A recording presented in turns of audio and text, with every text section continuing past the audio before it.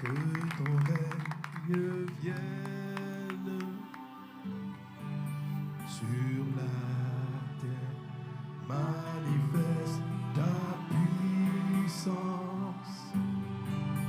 en ce lieu.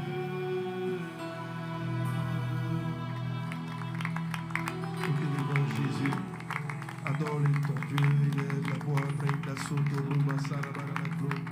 Raïdis shiri bara la sur bara la clarianda brada soto lurus. Raïdis glorianda bradas larianda bradas glorianda bradas. Ah Seigneur, je m'attends à toi, Jésus. Prosternez devant ton trône. Seigneur mon Dieu.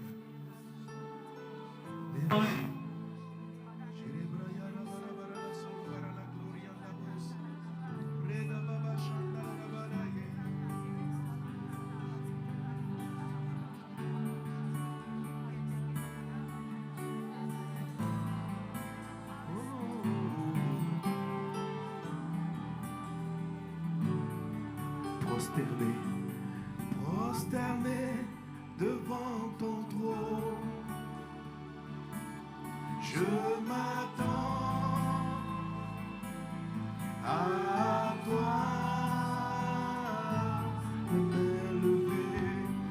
m'élever devant ton trône, je m'attends à toi.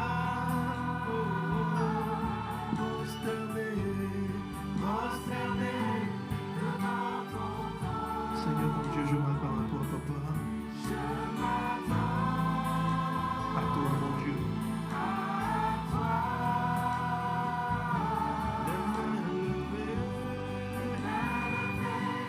devant ton trône. Je m'attends à toi. Je suis prosterné. Je m'attends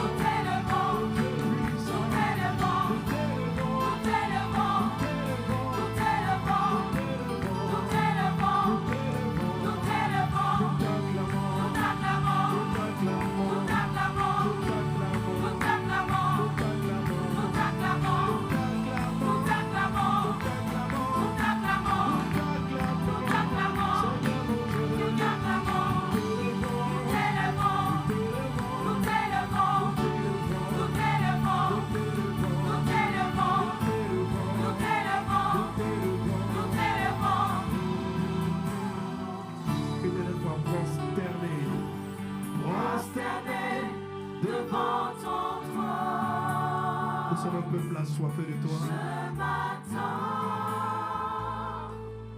à toi. Les mains levées devant ton trône. Je m'attends à toi.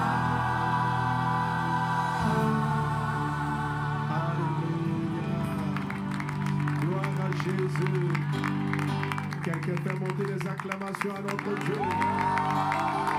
Amen, amen, amen. Wow. Content d'être dans la présence de Dieu. Alléluia.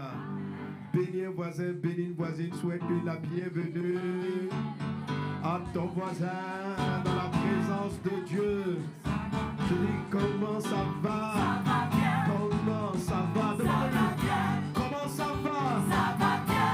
Comment ça va? Ça va bien. Toi avec ton voisin. Ça va bien. Ça va bien. Ça va bien. Je dis comment ça va? Ça va bien. Comment ça va? Ça va bien.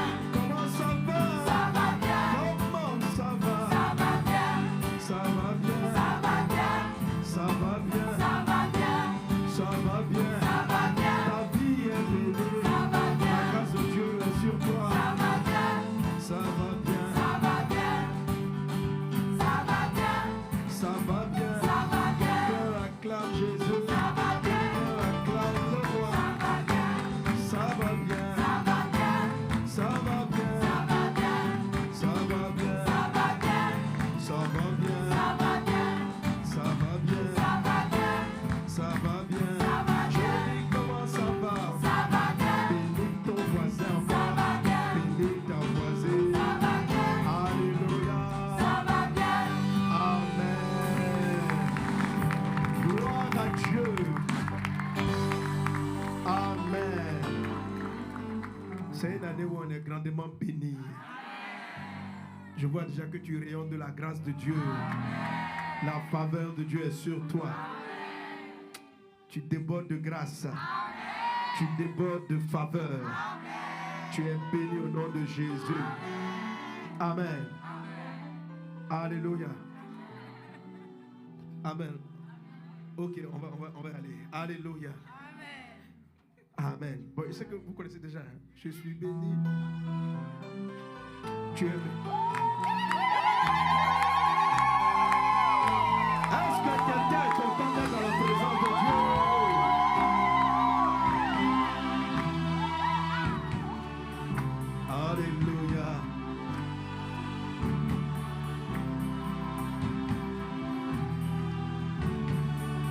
On y va, on lui dit au Seigneur, tu es toujours là. Tu es toujours là pour moi. Amen. Tu m'as gardé dans tes bras. Lorsque je ne comprenais pas, ta main sur moi. La main de Dieu est sur moi. La main de Dieu est sur toi. Une nouvelle phase, une nouvelle année sur toi, mon Dieu. Je rêve des défauts Et les limitations, mes défauts peuvent faire tâche. j'ai les yeux fixés sur toi, ta main est sur moi. Et tu entends ma voix. Tu entends ma voix.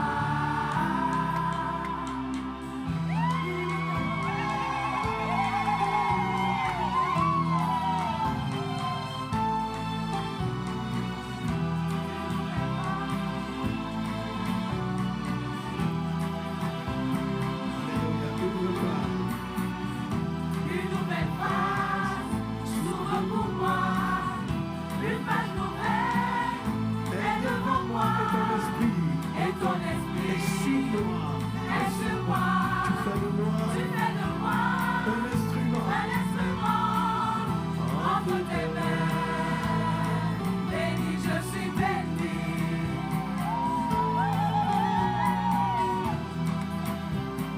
Est-ce que quelqu'un me dit? Béni, je suis béni.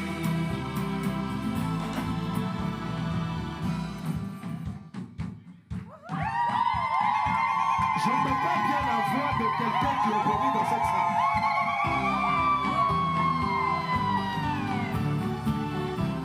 Alléluia. Après toi, manifeste.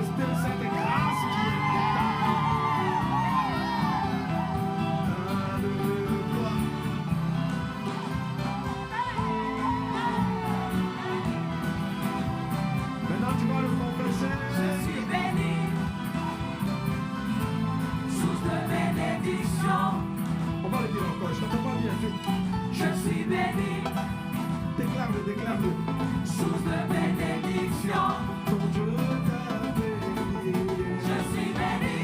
La main de Dieu est sur Source toi. de bénédiction, Ta Dieu t'a béni. je suis béni. Source de bénédiction, À travers toi, les autres seront bénis. je suis béni. Ta famille, ta maison est bénie au travers de toi. Source de bénédiction, La grâce de Dieu qui est sur toi déborde et elle influente. je suis béni. Moi, je n'entends pas trop bien. C'est comme si, vraiment, Source de bénédiction, lorsqu'on est béni, on le confesse et on déclare. je suis béni. Source de bénédiction, Ton Dieu t'a béni. je suis béni. La main de Dieu est sur Source toi. de bénédiction, Bon, maintenant, tu vas le dire à ton voisin. Tourne-toi vers lui, dis voisin. je suis béni. Donc, tu es béni, tu es béni, tu es béni. Et toi, là, tu es Source de bénédiction, mon voisin, tu es béni. tu es béni. Voisin, est-ce que tu réalises la main de Dieu qui est sur toi? De bénédiction, Dieu va t'utiliser, bénir ta famille, ton pays, ta nation. Tu es béni, tu es un homme béni, tu es une femme bénie.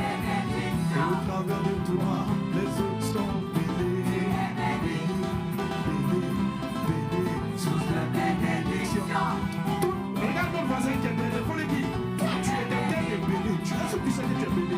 Et puis tu es source de béni. bénédiction, Ton Dieu t'a béni.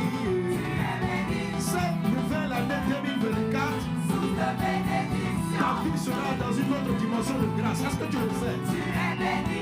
Je suis en train de t'informer, voisin, je t'informe. Source de bénédiction, Quand tu vas entrer dans une nouvelle phase de gloire, tu es béni. le chant dit que tu rentres dans une nouvelle phase. Source de bénédiction, Et tu verras la main de Dieu agir dans ta tu vie. es béni. Béni, béni, Source de bénédiction, ton Dieu t'a tu béni. es béni. La main de Dieu est sur Source de toi. bénédiction, La faveur de Dieu est sur toi. tu es béni. Et béni, acclame Jésus. Source de bénédiction, Alléluia. tu es béni. Amen. Gloire à Dieu. Tellement Dieu va te bénir que tu seras trop étonné. Amen. Alors, depuis qu'on a commencé cette année, on a des témoignages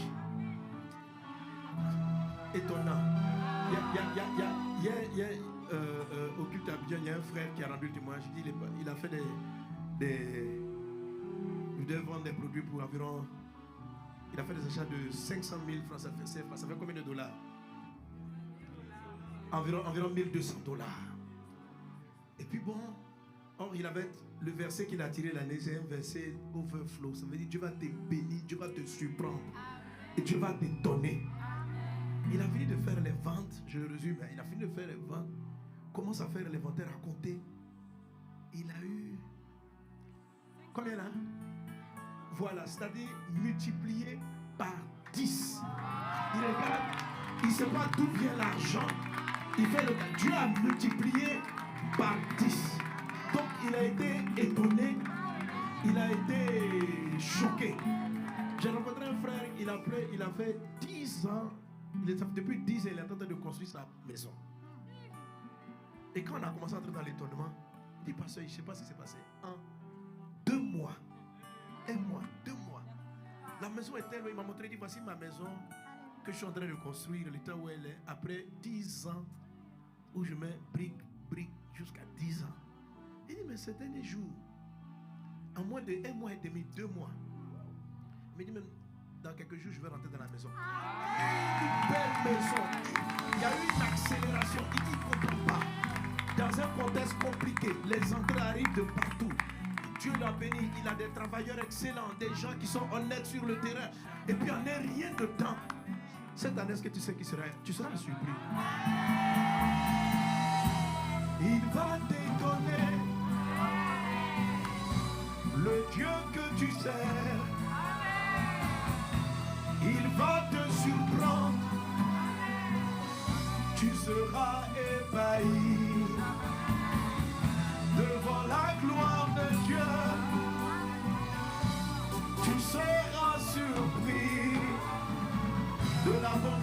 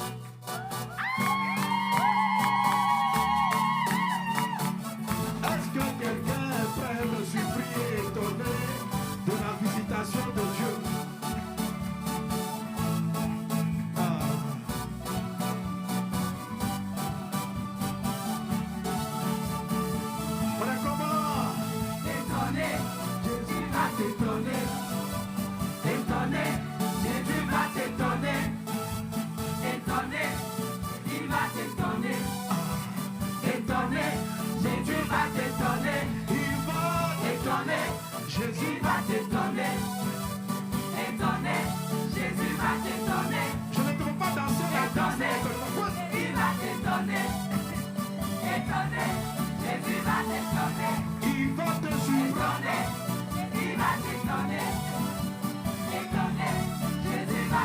Il va t'arriver des choses extraordinaires. De tous côtés, tu seras étonné. Dans ta famille, tu seras étonné. Ta vie spirituelle va t'étonner. Ta vie familiale va t'étonner. Ton Dieu met la main sur toi. Tu vas vivre une saison d'étonnement divin.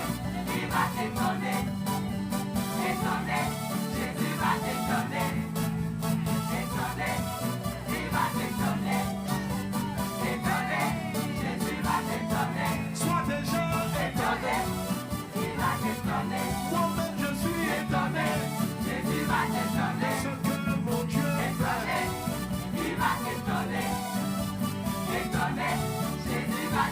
Il va t'arriver des choses étonnantes.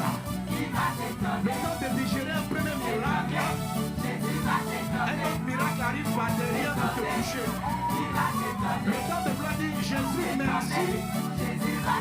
Après la première, c'est la fin du livre, un autre miracle arrive.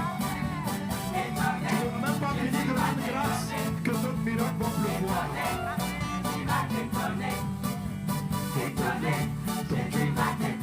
Sois étonné. Tu vas voir des choses étonnantes. Ton Dieu va t'étonner. Étonné. Quelqu'un acclame Jésus.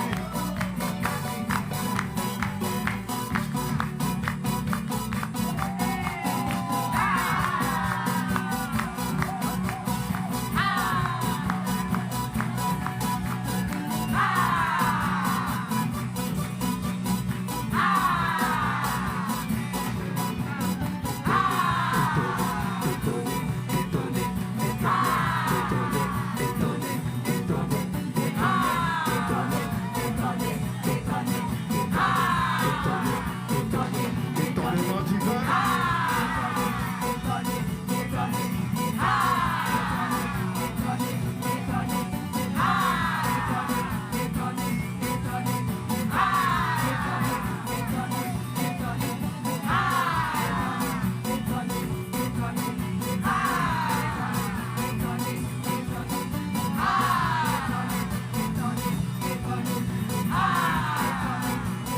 Un étonné acclame Jésus.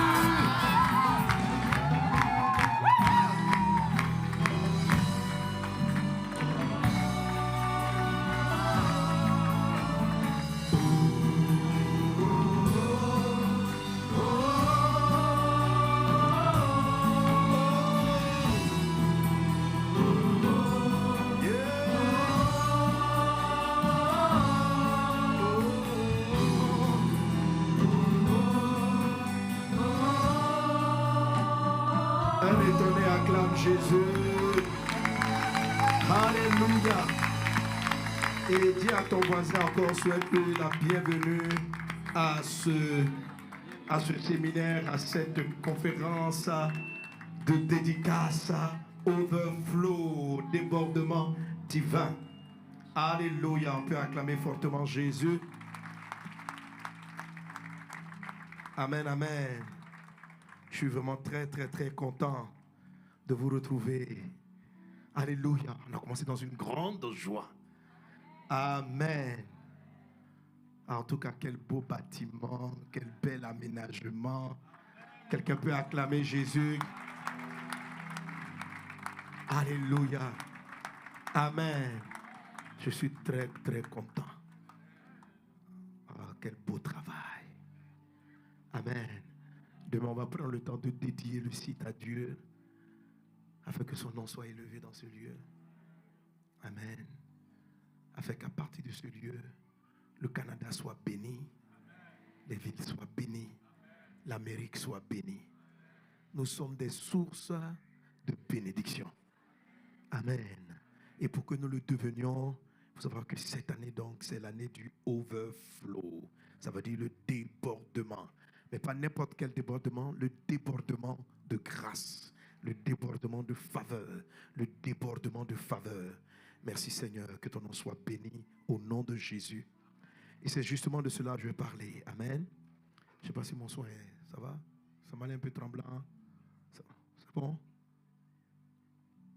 Mais on va commencer. Dès que vous corrigez, ça va aller. On va avancer. Quelqu'un acclame Jésus. On va rendre grâce à Dieu pour les chantres. Et j'aimerais qu'on acclame Jésus vraiment encore pour le pasteur José et son épouse. Mon fils et ma fille dans la foi, dans le ministère. Quel fils extraordinaire. Je suis très fier du travail que Dieu fait au travers de vous. Demain, à la dédicace, j'aurai l'occasion de l'exprimer plus en détail. Mais je veux déjà qu'on rende grâce à Dieu. Amen. Et je veux bénir le Seigneur pour tous les pasteurs, vases d'honneur, les messages de vie du Canada qui vont se lever. Amen. Voilà, ils sont plusieurs, tous les serviteurs, tous les pasteurs. Je rends grâce à Dieu pour cette croissance et cette progression. Amen. Demain, on aura l'occasion de présenter les uns les autres. Alléluia. Que le nom du Seigneur soit béni. Amen. Pasteur José l'a dit en quelques mots. Vous savez, c'est une étape importante. Et, comment dire, on vient de loin. On vient de loin. Et on n'est pas encore arrivé. On a encore énormément à faire. Et cette année, dans ce grand travail qu'il y a à faire, il y a pour nous la grâce et la capacité de recevoir le overflow, le débordement de grâce. Alléluia. Et c'est ce dont je vais parler avec toi aujourd'hui, demain et le dimanche. Amen. Amen. C'est notre thème de cette année. C'est notre thème de cette année. Et je prie que Dieu te donne de saisir toutes les grâces que le Seigneur envoie sur ta vie et pour toi. Amen. Amen, amen, amen. Alors, dans ce sujet-là, je vais traiter plusieurs aspects du débordement de grâce, du overflow. On va traiter plusieurs aspects. Je vais parler de la mentalité, ou bien je dirais oui, la mentalité.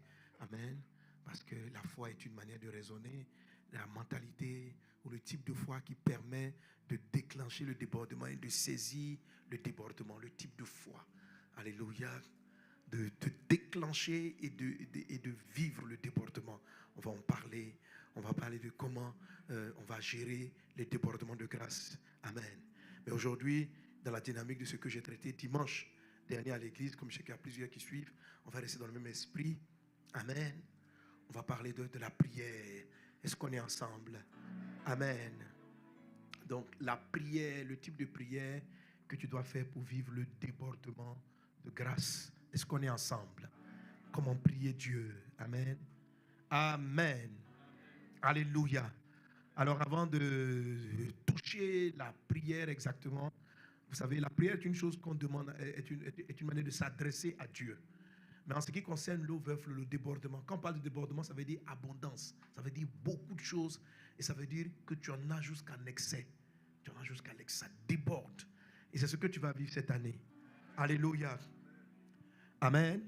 Alors, vu sous cet angle, il y a dans notre monde un message sournois qui, tout en voulant, je dirais peut-être empêcher le gaspillage, a un soupçon de forme d'impurité en ce qui concerne l'abondance. C'est-à-dire que l'abondance dans notre siècle est un peu mal perçue. On y attache souvent le gaspillage, on y attache, on dit, mais quelqu'un qui est trop riche, il fait quoi avec tout cet argent? Il gaspille l'argent, il fait quoi avec tous ses biens? Et ça nous donne une mauvaise image.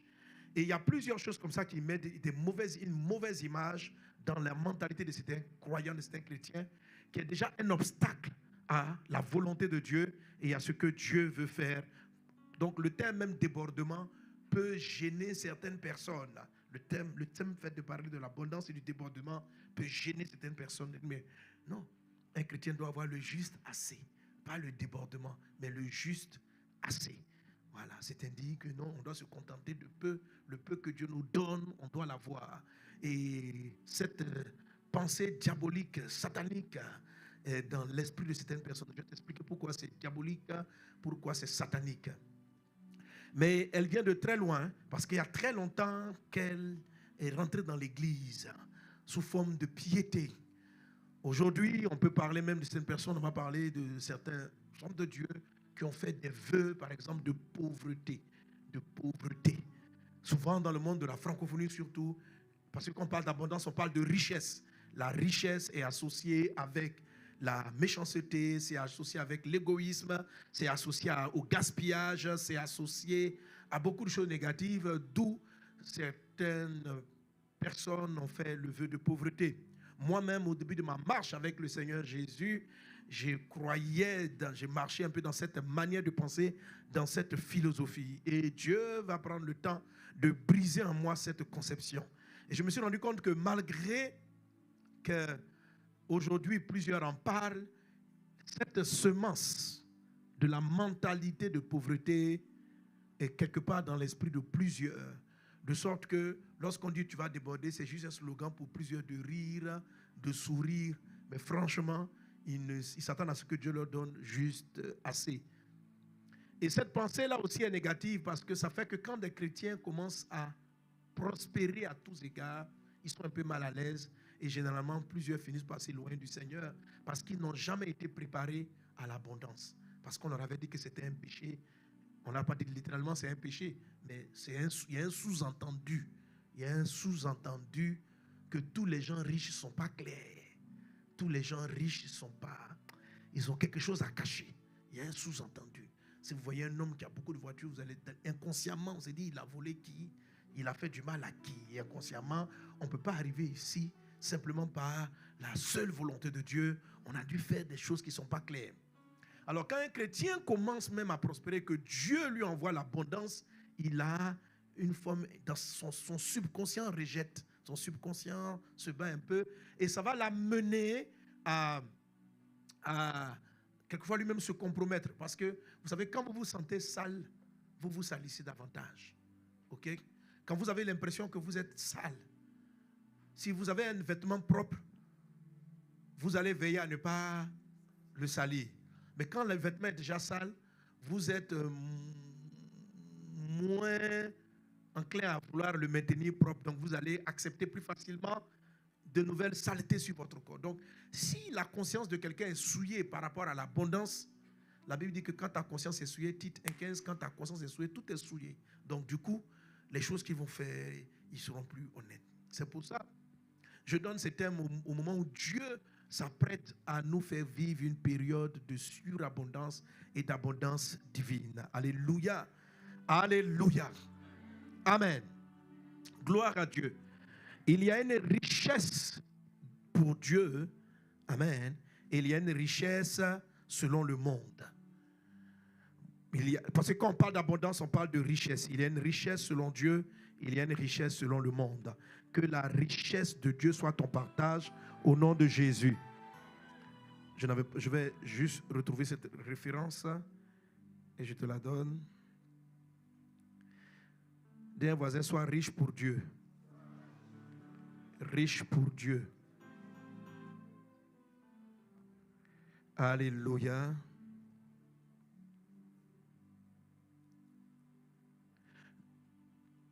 Luc chapitre 12, verset 21. Il est dit, Luc 12, 21. On va le lire ensemble. 1, 2, 3. Il a dit quoi? Il en est ainsi de celui qui amasse des trésors pour lui-même et qui n'est pas riche pour Dieu. Amen. Il parle d'un monsieur ici qui avait cumulé de la richesse et qui était orgueilleux avec sa richesse, qui parlait de ses projets avec sa richesse. Et la Bible, Dieu dit, tu seras jugé. Cette même nuit, ton âme te sera prise. Et Dieu dit que la fin de la vie de cet homme arrivera à tous ceux qui sont riches pour eux-mêmes et qui ne sont pas riches pour Dieu. Ça veut dire qu'il y a une richesse de Dieu et pour Dieu. Je viens te parler de ce dont il est question, ce dont Jésus parle ici, de la richesse pour Dieu. La richesse pour Dieu. C'est lorsqu'on parle de débordement, lorsqu'on parle d'abondance, on parle de cette richesse dont nous parle le Seigneur, qui n'est pas une richesse pour nous-mêmes, qui est une richesse pour Dieu. Et ça fait un travail conséquent. Sois riche pour Dieu au nom de Jésus. Alléluia. Amen. Et je vais te dire rapidement en quoi consiste cette richesse. Premièrement, c'est totalement dans la parole de Dieu. Jean chapitre 10, verset 10. Jésus dit dans ce passage, le voleur ne vient que pour dérober, égorger, détruire. Moi, je suis venu afin que les brebis aient la vie et qu'elles soient dans l'abondance. Alléluia. Alléluia. Les chrétiens qui refusent l'abondance sous prétexte, ils confondent ceux qui sont riches pour eux-mêmes. Et en rejetant ceux qui sont riches pour eux-mêmes, ils rejettent aussi ceux qui sont riches pour Dieu. Il y a ceux qui sont riches pour eux-mêmes, il y a ceux qui sont riches pour Dieu. En ayant peur de devenir riche pour soi, tu peux aussi rejeter la richesse pour Dieu. Et c'est ce qui est en train de m'arriver au début de ma foi avec le Seigneur. Alléluia. Amen. Dans la peur de m'enrichir pour moi-même, je vais commencer à rejeter la richesse pour Dieu.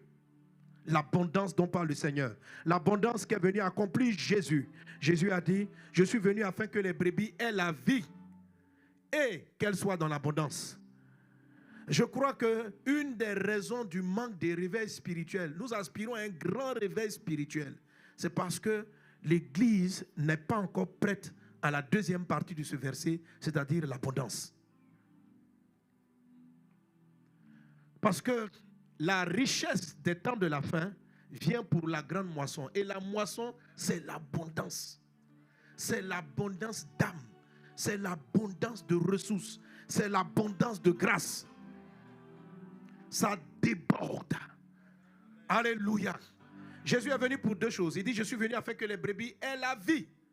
Si quelqu'un croit au Seigneur Jésus, il a la vie éternelle. Mais il dit, je suis venu aussi afin qu'elle soit dans l'abondance. Donc, il n'y a pas seulement la vie, il y a la vie et l'abondance. Si tu as accompli l'étape de la vie, en recevant Jésus dans ton cœur comme Seigneur et Sauveur, tu as reçu la vie éternelle. Si tu meurs, tu vas au ciel. Mais pourquoi Dieu te laisse sur la terre? Afin que la vie que tu as reçue puisse déborder et qu'elle puisse maintenant toucher les autres personnes, affecter les autres personnes en bien. Un chrétien qui garde la vie que Dieu lui a donnée en lui, Dieu n'a pas de raison de le garder sur la terre. Si tu as la vie en toi, autant vite te prendre pour ne pas que tu la perdes et que tu ailles au ciel. Parce que quand tu as la vie, elle te donne le paradis. Mais pour te laisser sur la terre, pourquoi tenter cette vie que tu as reçue? Pourquoi t'exposer aux tentations du péché qui peuvent te faire perdre la vie? Si Dieu t'a laissé, ce n'est pas pour t'exposer aux tentations du péché. Dieu t'a laissé pour que d'autres personnes reçoivent cette vie-là que tu as reçue. Et pour qu'ils puissent la recevoir, il faut que la vie soit abondante. Que la vie de Dieu en toi surabonde. Alors si tu es dans cette salle, que tu n'as pas encore reçu la vie éternelle, que je vais te décrire maintenant, celle dont il est question dans la richesse divine, reçois-la maintenant, reçois-la maintenant. Il y a de la richesse dans le Christ, une véritable richesse, la richesse pour Dieu dont nous parle le texte que j'ai lu tout à l'heure. Quel soit ton partage. Je suis en train de dire ces choses, j'insiste, afin que ta mentalité soit, que tu restartes, que tu rebootes, que tu te repositionnes pour dire, attention, Dieu m'a gardé ici parce qu'il y a besoin que la vie divine abonde. Donc Jésus dit, il est venu afin que les brebis aient la vie et qu'elles soient dans l'abondance. Ou qu'elles aient la vie abondante. C'est celle-là qui donne la richesse de Dieu et la richesse pour Dieu. Alléluia. Alors cette richesse-là consiste en quoi? Elle n'est pas financière seulement. La richesse du monde, elle est financière. On dira d'une personne qu'elle est riche lorsqu'elle a des maisons, lorsqu'elle a des véhicules. Jésus regarde l'église de Laodicée en Apocalypse chapitre 3. Il dit à cette église qui a beaucoup d'argent, il dit, tu dis que tu es riche, que tu n'as besoin de rien. Mais moi je te regarde, je dis que tu es pauvre, misérable, aveugle et nu. Une église avait beaucoup d'argent, mais Dieu la considère comme pauvre. La richesse de Dieu, ce n'est pas un gros compte en banque. La richesse de Dieu, ce n'est pas avoir beaucoup de véhicules. La richesse de Dieu, ce n'est pas toutes ces choses. Mais toutes ces choses font partie de la richesse de Dieu. Quand la richesse de Dieu arrive, elle touche cela. Il est écrit dans le livre de Jean, il est dit, alléluia, Dieu dit ceci, je souhaite que tu prospères à tous égards. À tous égards. Ça veut dire qu'il y a beaucoup de domaines dans lesquels on prospère. Je souhaite que tu prospères à tous égards et que tu sois en bonne santé comme prospère l'état de ton âme. La vie abondante touche tous les égards, tous les domaines. Bien-aimé, merci. 3 Jean 1, 2. Bien-aimé, je souhaite que tu prospères à tous égards et sois en bonne santé comme prospère l'état de ton âme. Dieu veut que tu prospères. Dis à un voisin, tu prospères, tu prospères. D'ailleurs, même je t'appelle prospère. Appelle-le prospère, prospère. Prospère. À tous égards. Alléluia. Amen. Alors, le premier égard de la prospérité, la première ligne de la prospérité, c'est le salut qu'on a reçu. Quelqu'un qui a reçu la vie éternelle, qui déborde de la vie éternelle, devient abondante, sa vie libère le salut. C'est-à-dire que quand il est dans un environnement, les gens se tournent vers le Christ. La vie abonde. Parce que la première chose qu'on a reçue, c'est le salut. Donc le salut qui est entré en toi, il doit déborder de toi. Est-ce qu'on est ensemble? Alléluia. J'aime l'histoire d'un homme de Dieu qu'on appelle Charles Finet. La vie divine était débordante. Alors quand je dis que cette année, Dieu va te donner, tu es béni pour être béni, tu vas déborder. Que la vie éternelle déborde, le salut déborde de toi.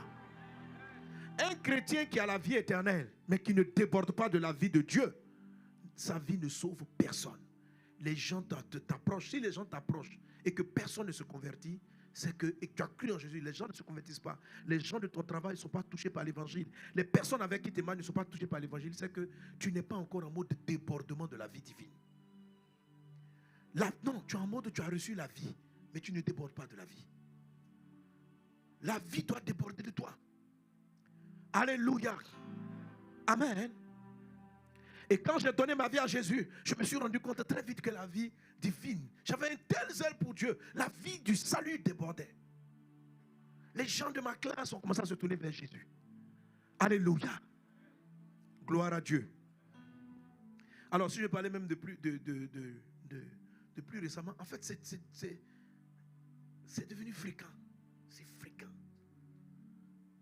Je décide de me mettre au tennis, de jouer le tennis. J'arrive au tennis, je n'évangélise pas mon coach. On joue juste, on tape. Un jour, il vient me voir, puis il commence à pleurer. Il dit, c'est pas, il est malheureux, il veut suivre Dieu. Il veut suivre Jésus. Et aujourd'hui, il sert à l'église.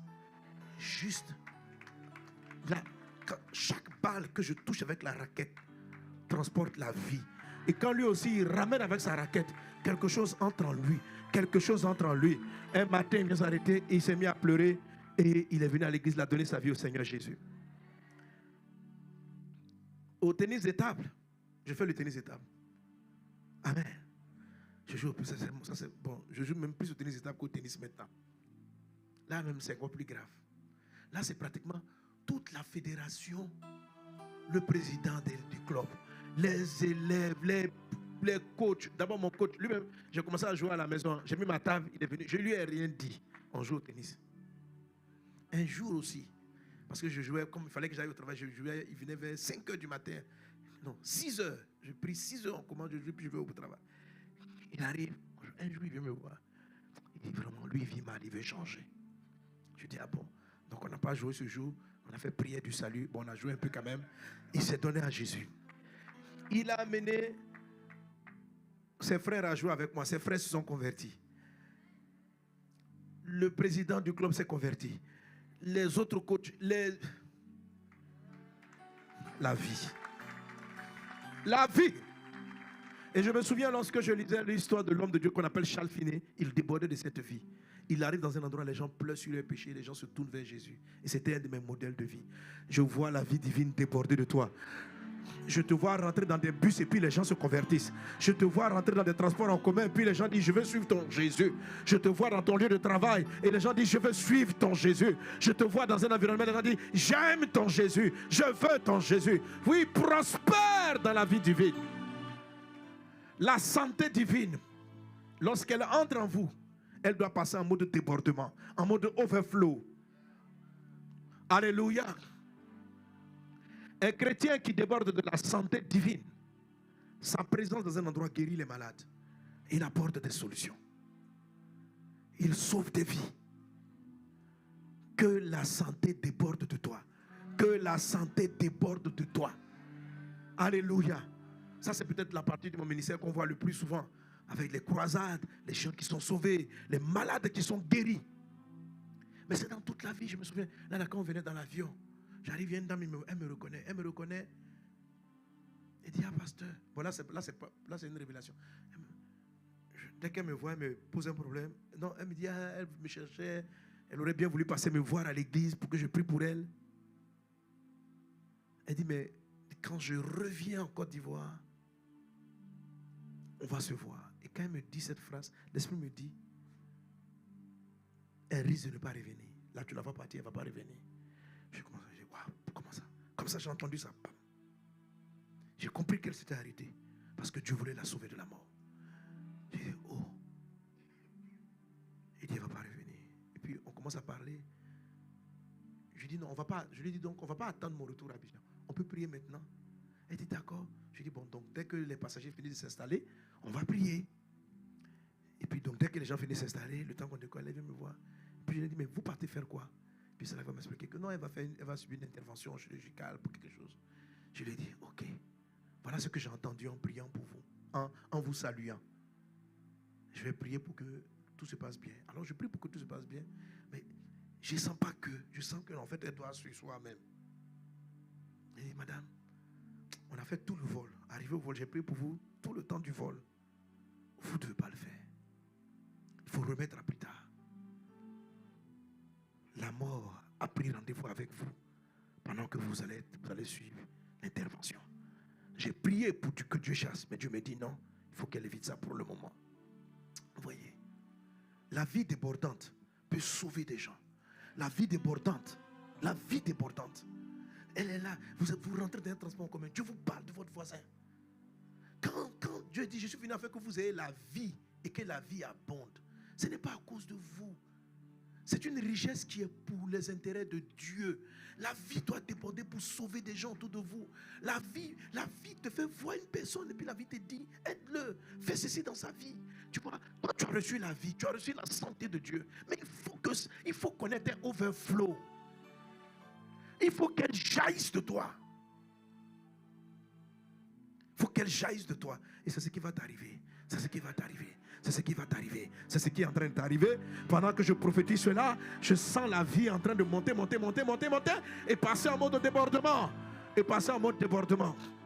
Alors cette vie-là, qui donne le salut, qui donne le pardon des péchés, qui accorde la santé, elle déborde aussi en matière sociale, financière, intelligence, dans tous les domaines. Jésus, pour décrire cela, dit ceci en Jean chapitre 7. Si quelqu'un a soif, qu'il vienne après moi. Il dit, des fleuves d'eau vive jailliront de son sein. Pas un fleuve, des fleuves au pluriel vont jaillir. C'est-à-dire, là, si quelqu'un a soif, qu'il vienne. Je vais le désaltérer. Et puis il y a une chose qui va se passer. De lui vont jaillir des fleuves. Le fleuve de la vie par la parole pour le salut. Le fleuve de la prospérité. Parce que avec l'argent que Dieu mettra à ta disposition, tu construiras des endroits, tu mettras des personnes à l'abri. Arrêtez, chrétiens, d'avoir une vie égoïste et de vouloir vous refuser l'abondance pour chercher juste une maison pour votre retraite. C'est méchant. C'est méchant que de chercher à avoir une seule maison pour toi et tes enfants. C'est méchant. C'est égoïste. C'est oui, moi je suis sauvé avec Jésus et mon mari, notre couple va bien, on va avoir notre maison, c'est notre maison. Pourquoi tu parles comme ça? Toi, tu as la foi pour avoir une maison. Et ceux qui n'ont pas Dieu pour avoir leur maison, et tous ceux qui dorment dans les rues, la grâce qui est en toi, ne peut-elle pas les aider aussi à avoir un toit où dormir? Pourquoi tu penses qu'à ton bonheur? Pourquoi tu penses à toi seul? Non, moi je vais avoir juste suffisamment. Oui, tu n'as pas besoin d'avoir... Pourquoi on va te faire déborder si c'est pour toi seul? Tu n'as pas besoin de tout cela. Il y a d'autres personnes à aider. Tu es resté sur la terre pour aider autrui. Regarde, tu ne peux même pas aider les gens. Regarde ton argent. Tu n'aides personne. Des petits dons. Des petits dons. Oui, il faut commencer par là. Mais quand tu n'appelles mentalité d'abondance, tu te contentes d'une offrande. Oh, $20. Alléluia. J'ai donné beaucoup. J'ai donné beaucoup. C'est bien pour commencer, mais ce n'est pas beaucoup. Ce n'est pas beaucoup. C'est pas beaucoup. C'est pas beaucoup. Aller dans des villes pour sauver des gens. On a un orphelinat qui a pris en charge des enfants de la guerre en Centrafrique. On a plus de 300 enfants. Ce qu'on dépense, ce qu'on investit, ce n'est pas une dépense. C'est de l'investissement dans la vie des enfants. C'est de l'investissement de prendre en charge ces enfants orphelins. Et on est fiers. Pourquoi? Parce qu'on investit dans le futur de certaines personnes. Ces enfants-là, cette année comme ça, l'année dernière, parce que les enfants, il y avait la guerre civile en Centrafrique. Donc on part faire la croisade en 2014. Donc on est en 2024, ça fait 10 ans. Ils sont des bébés. On part évangéliser. Mais ce qui nous avait fait nous déplacer en Centrafrique, c'est parce que j'avais vu à la télévision un enfant qui pleurait de ce qu'il avait perdu son père. Parlait pas, il pleurait. Et puis Dieu me dit, mais tu fais quoi pour cet enfant? Je dis, mais qu'est-ce que je peux faire? Je suis en Côte d'Ivoire. Il dit, tu fais quoi pour lui? Je dis, mais il y a les organismes internationaux, il y a l'ONU. Il dit, qu'est-ce que l'ONU peut faire? L'ONU peut lui donner à manger. Mais la paix du cœur se trouve en Christ. Comment aura-t-il la paix du cœur? Comment tu peux enlever la haine dans le cœur de cet enfant? Comment tu veux que les organismes internationaux enlèvent la haine dans son âme? Les organismes peuvent lui donner un toit, les organismes internationaux peuvent lui donner à manger. Mais ils n'iront pas plus loin.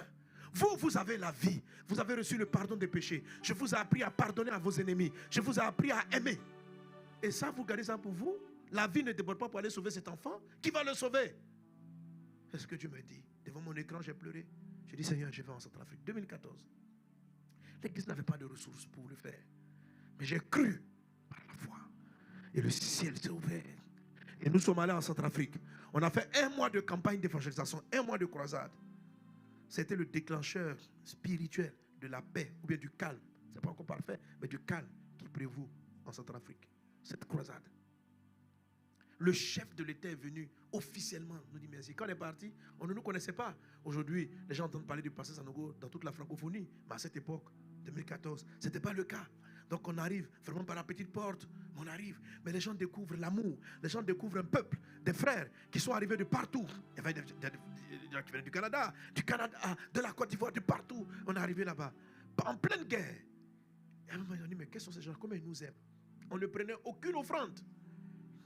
On fait des séminaires pour pasteurs, on ne prend pas d'offrande. Mais on donnait. Ils avaient tellement il y avait la faim. Quand les pasteurs finissent, on finit d'enseigner, ils descendent plus de 3 000 à 4 000 pasteurs. On leur donnait à manger. On a fait ça pendant 3 semaines.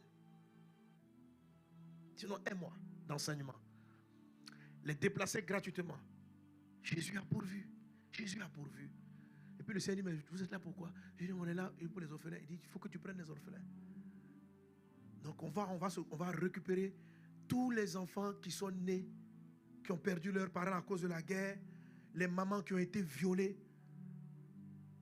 et qui sont tombées enceintes. 300 enfants comme ça. Un enfant, quand il est né, ça dit que sa maman voulait le tuer, elle voulait se tuer. Parce qu'elle avait été abusée, violée par une vingtaine de rebelles. Quand elle est née, donc les rebelles lui ont donné le sida. Elle a eu plein de maladies. Et l'enfant est né avec toutes ces maladies. Ouais. Mais là, il est guéri. Jésus l'a guéri. La vie des bonhommes. L'enfant, il est bien. Alléluia. Des enfants qui ne marchent pas, des enfants handicapés. Donc, quelquefois, on avait les grands-parents. Mais les grands-parents n'avaient pas à manger. C'est-à-dire la misère. Sortie d'une guerre civile, c'est terrible. Alors, ces enfants, on les a recueillis. On les a nourris. On les a mis à l'école. Et l'année dernière, on célébrait le premier bachelier qui rentre à l'université.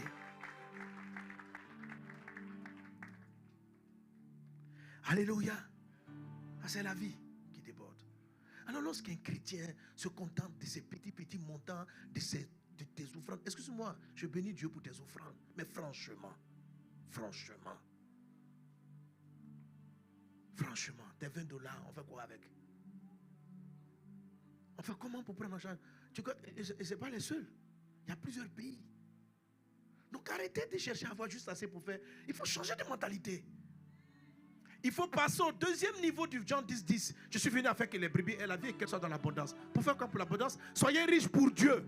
Ah bon? Je dois être riche pour Dieu? Oui, il faut arrêter de chercher l'argent pour toi. Il faut arrêter de chercher l'argent pour construire ta grande maison. Et ce n'est pas l'argent seulement qu'il faut chercher. Les hommes de ce monde qui sont riches, regarde leur égoïsme. Mais les gens de ce monde qui sont riches, est-ce qu'ils ont la vie abondante? Ils n'ont pas la vie, ils n'ont pas le salut. Ils ont juste l'argent. La vie abondante, c'est une vie. La vie, Jésus a la solution pour donner la joie et le bonheur au foyer. Jésus restaure les couples. La vie abondante fait que quand votre couple a la vie abondante, c'est comme si partout les gens qui s'approchent de votre couple, leurs couples sont sauvés. C'est-à-dire la vie déborde de votre foyer et restaure et oriente d'autres couples. Il ne faut pas chercher ton bonheur personnel conjugal. Cherche à ce que la vie, le bonheur que tu as dans ton foyer puisse déborder et aller. Il faut que ton foyer connaisse un overflow. Qu'est-ce que Dieu a fait que toi et ton mari, vous entendez, mais dans ce cas, il vous prend, puis vous allez vous entendre au paradis là. Vous entendez, c'est pour que d'autres personnes qui ne s'entendent pas, c'est pour que des foyers qui sont divisés, toi tu es content, tu es ton mari, vous entendez bien. C'est pour ça que beaucoup de foyers chrétiens commencent à connaître des difficultés. Parce qu'ils ne voient pas leur couple en mode source. Ils voient leur couple en mode, j'ai reçu Jésus pour avoir la vie. Jésus dit, si tu crois, tu auras la vie. Ça c'est toi, je vais te sauver. Mais quand vous vous arrêtez à ça, et que vous ne cherchez pas à passer au overflow, vous n'êtes pas prêt pour l'overflow. La richesse conjugale, c'est que votre foyer même visite un couple. C'est juste une visite. Votre présence amène la paix. C'est-à-dire qu'ils vont dire, mais depuis que le couple bro est passé nous saluer, vraiment j'aime ma femme. La femme dit, j'aime mon mari, je ne veux plus quitter la maison. Ça déborde. Ça déborde. Un monsieur avait donné un sujet de prière. À Night Fire après 24, il a donné un sujet de prière. Il faut que sa femme revienne. Sa femme est partie. C'est pas pourquoi. La vie abondante, la visiter. Alléluia. Il dit, les gens ont tout fait. Elle est partie, ça faisait déjà plusieurs années, plusieurs mois. Ils ont tout fait pour la ramener. Tout. Elle dit, elle ne vient pas, elle divorce. Il dit, c'est qu'elle suit, elle a ses défauts. Lui aussi, il a ses défauts. Mais franchement, il ne comprend pas son truc. Et puis, on a simplement prié. Un matin, la dame vient, elle rentre dans la maison. Elle dépose ses affaires. Elle va dans sa chambre. Lui, il ne sait pas pourquoi. Il ne sait pas qu'est-ce qui l'a convaincu. Mais elle est là. Et puis, ils sont devenus heureux. Ils sont ensemble. Mais jusqu'à aujourd'hui, Alléluia! Quand votre couple a été béni, que vous êtes heureux dans le couple, il faut savoir qu'il y a une vie là. Excusez-moi du terme. Il y a une qui doit déborder, mais je veux dire comme en anglais, il y a une vie qui doit overflower. Hein? La joie conjugale que vous avez là, la complicité que tu as avec ton conjoint, il faut qu'elle rentre en débordement. L'année du overflow, c'est ce dont je suis en train de parler. C'est ce qui va se passer. C'est-à-dire, toute grâce reçue d'en haut doit passer en mode débordement et puis commencer à être là. Simplement, vous êtes dans un quartier, puis ça overflow, ça rentre chez les voisins. Ils sont là, ils disent, mais vraiment, depuis que ces voisins sont arrivés, nous nous sentons bien, ça overflow. La dame est ta voisine, chaque fois elle faisait des fausses couches, elle n'arrivait pas à avoir d'enfants. La vie divine qui est en vous, overflow. Et maintenant, elle commence à accoucher sans problème. La vie overflow. Tous ceux qui dorment dans la rue, les clochards dans ton quartier, la vie overflow, les gens deviennent corrects, ils deviennent bien la vie divine. Le Jésus que vous avez reçu, qui vous a donné la vie, a ce pouvoir.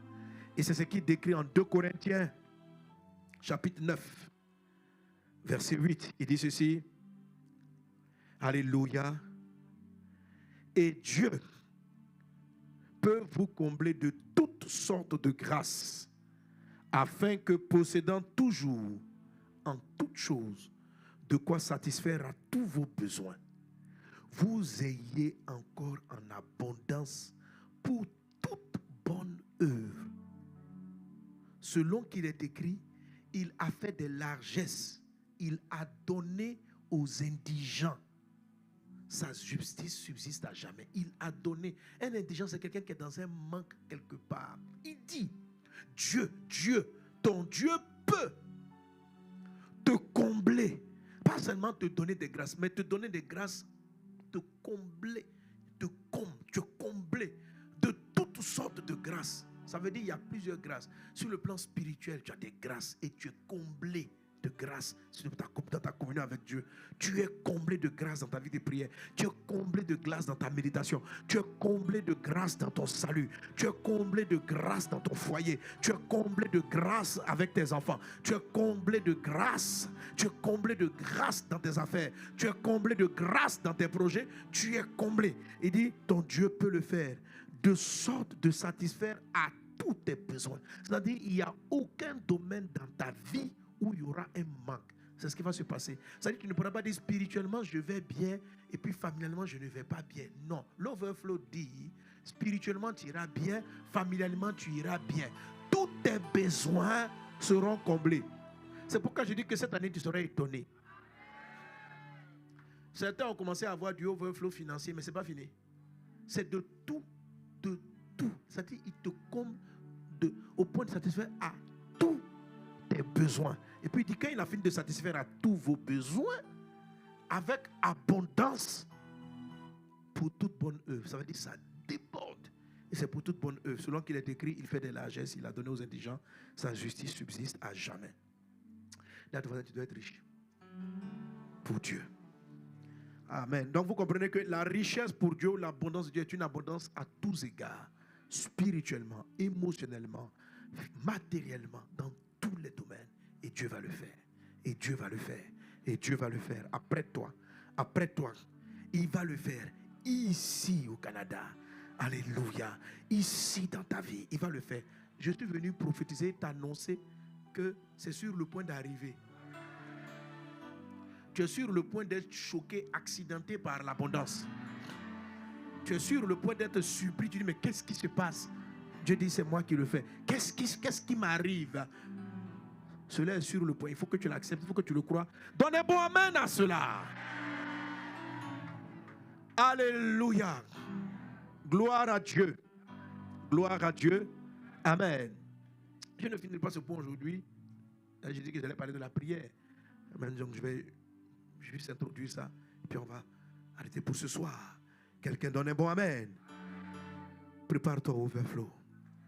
Prépare-toi au overflow. Overflow, ça veut dire aussi que l'église va déborder. Toutes les églises vont honneur. Apprêtez-vous au overflow. Est-ce que vous savez que un jour je me mettais en peine? Comment? Parce que quand vous arrivez à Abidjan à l'église, je me mettais en peine de ce que les gens n'ont pas d'endroit où rester. Comment ils seront découragés, ils sont dehors. Dieu dit, faut pas. C'est ce que j'aime.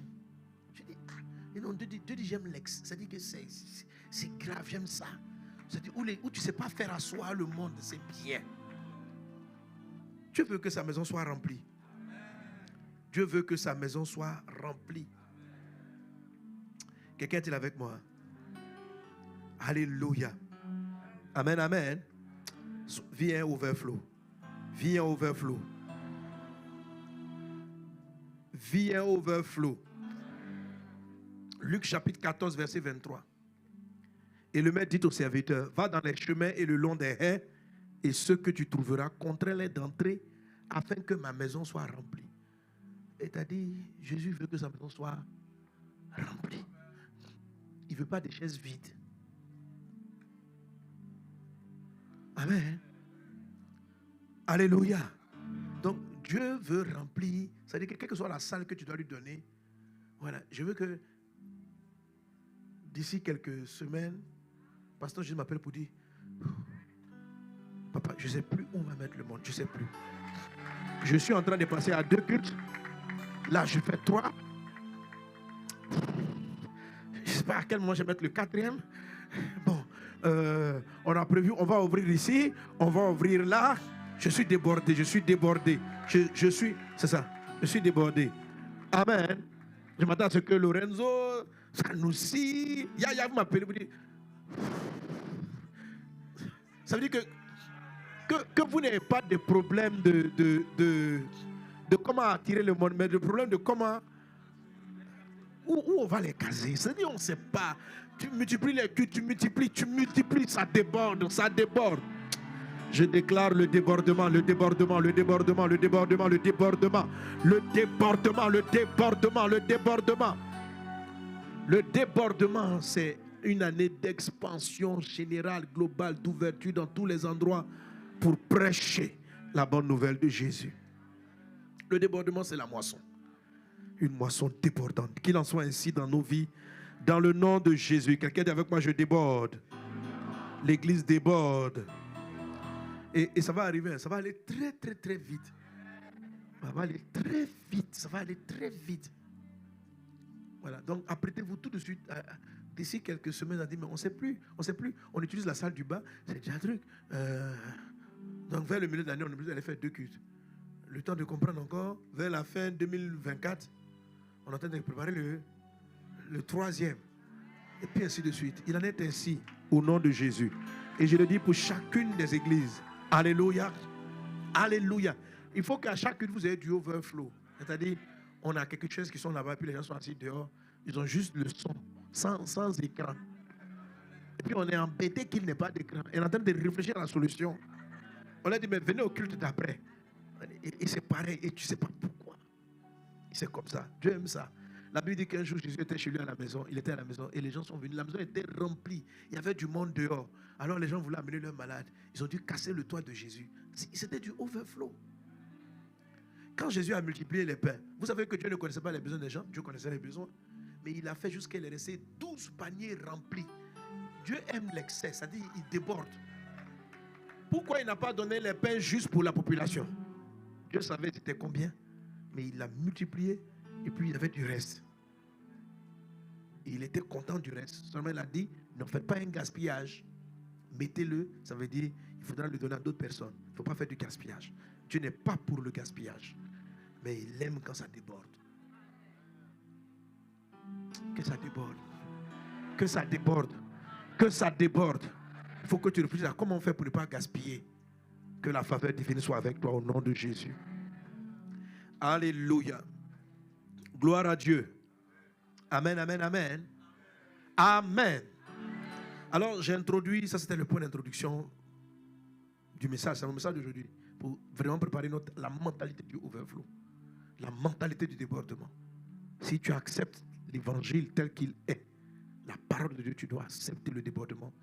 Tu dois arrêter de tomber dans les pièges de Satan qui ont fait croire à l'église qu'un chrétien doit chercher du juste assez, du juste suffisant. Amen. Si vous avez le manger et le boire, cela vous suffit à vous. Mais maintenant, on n'a pas dit que ça suffit aux autres. C'est à toi ça suffit. Les gens prennent ce texte-là. On dit, ne vous inquiétez pas pour ce que vous allez manger ou boire. Voilà. Et puis après, Dieu dit, si vous avez le manger et le boire, et puis il dit qu'à ceux qui veulent s'enrichir, c'est le passage là qui m'avait fatigué. Dans le livre de Timothée chapitre 6, qu'à ceux qui veulent s'enrichir tombent dans des pièges, tout le texte, dans des désirs pernicieux qui finissent par les éloigner du Seigneur. Amen. 1 Timothée chapitre 6,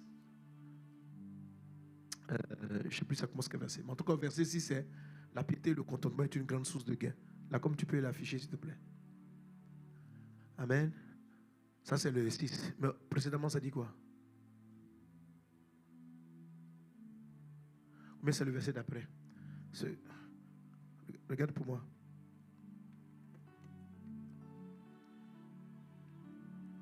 Voilà, car nous n'avons, merci. Car nous n'avons rien apporté dans le monde, il est évident que nous ne pouvons rien emporter. Ce n'est pas plus haut par hasard? Non, avant ça c'est quoi? Voilà, si donc nous avons la nourriture ou le vêtement, cela nous suffira. Amen. Continue. Mais ceux qui veulent s'enrichir tombent dans la tentation, dans des pièges et dans beaucoup de désirs insensés et pernicieux qui plongent les gens dans la ruine et la perdition. Voilà, donc c'est ce passage-là qui me trompait en fait, qui faisait que j'avais une mentalité. Je dis ceux qui veulent s'enrichir. Puis Dieu me dit, mais c'est ce que j'ai expliqué, c'est pas clair. Je dis ceux qui veulent s'enrichir. Est-ce que toi tu veux t'enrichir? Je dis non. Toi tu veux enrichir les autres. La mentalité du débordement divin, ce n'est pas s'enrichir. c'est enrichir les autres. Amen. Ceux qui veulent être riches pour eux-mêmes tombent dans des pièges. Ceux qui veulent dire, moi j'ai 10 maisons et tes maisons ne servent pas à aider les autres. Tu n'es pas riche pour Dieu, tu es riche pour toi. Et ça, Dieu n'en a pas besoin. C'est une œuvre du diable. C'est pourquoi, en continuant le passage, il dit ceci donc. Donc ceux qui veulent s'enrichir tombent dans les pièges. Mais il dit, si vous avez la piété, le contentement est une grande source de gain. Ça veut dire qu'on gagne beaucoup. Grande source de gain, ça veut dire quoi? Ça veut dire qu'on gagne beaucoup. Amen. Mais d'abord, tu développes le contentement en ce qui te concerne. Et maintenant, le débordement, c'est pour les autres. Le overflow, ce n'est pas pour toi. Le overflow, c'est pour les gens. Ça veut dire que la vie qui te donne la richesse, qui te donne l'abondance, ne doit pas se limiter à toi. Elle doit aller au-delà. Et tu dois réfléchir à ceux qui souffrent autour de toi. Tu dois réfléchir à ceux qui ont besoin. Quand tu es en train de prier pour un sujet, il faut savoir qu'il y a peut-être des millions de gens qui prient pour le même sujet. Et Jésus s'apprête à t'envoyer la réponse. Et il ne veut pas qu'elle reste à ton niveau, à toi seul. Quand tu es en train de prier pour dire, Père, je veux me marier, donne-moi quelque chose. Il faut savoir qu'il y a des millions de femmes qui font la même prière. Quand tu es en train de prier pour dire, Jésus, je veux avoir un enfant. Imagine-toi le nombre de femmes qui prient pour ce sujet. La vie divine qui va venir guérir la stérilité de donner l'enfant, elle peut passer en mode overflow. C'est de ça dont il est question. Et quand elle passe en mode overflow, elle s'occupe d'autres femmes qui ont la même prière que toi. Tu dois rechercher le overflow. Ce n'est pas pour avoir 50 000 enfants toi seul. Voilà. Alléluia. C'est pour que la vie qui t'a donné l'enfantement puisse jaillir et puis aller guérir d'autres femmes qui souffrent de problèmes d'enfantement. Je vous ai dit, cette année on va prier. Quand tu vas être guéri, il faut savoir qu'en même temps, tu as le don de prier pour les autres femmes malades. Et quelquefois même, Dieu va attendre que tu ailles prier pour elles avant de te libérer de ta grossesse. Oui. Alléluia. Quelquefois, tu n'as pas besoin d'attendre de vivre l'abondance. Va aider déjà pour le sujet pour lequel tu pries. Parce que c'est la raison pour laquelle tu vas te visiter. Il est venu afin que tu aies la vie, mais que cette vie-là soit abondante. Et l'abondance, c'est pour faire des bonnes œuvres. Qu'il en soit ainsi dans ta vie, dans le nom de Jésus.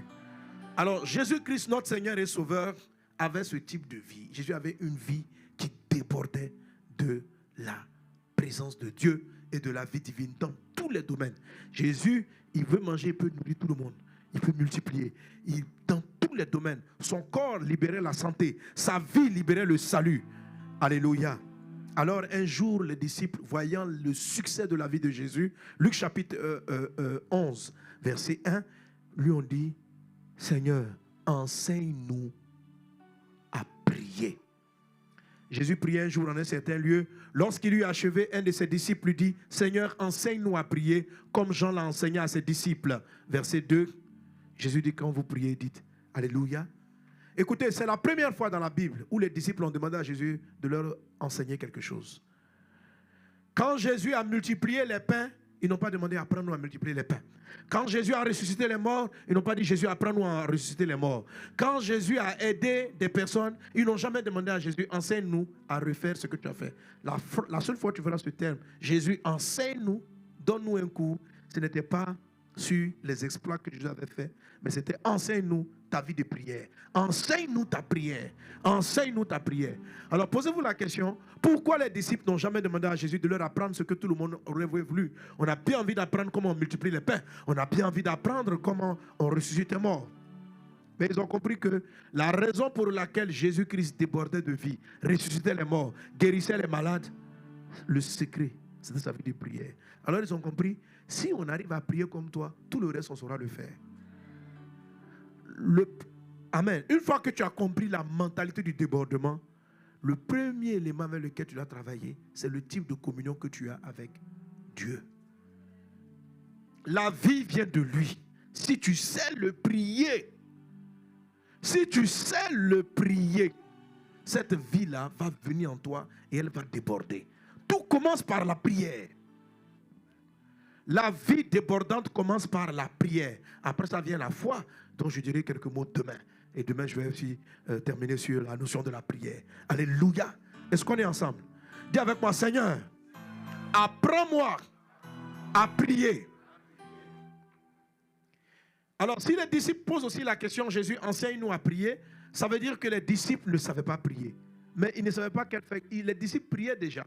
Ils priaient en tant que des juifs. Ils ont été éduqués dans la prière. Ils sont formés à la prière.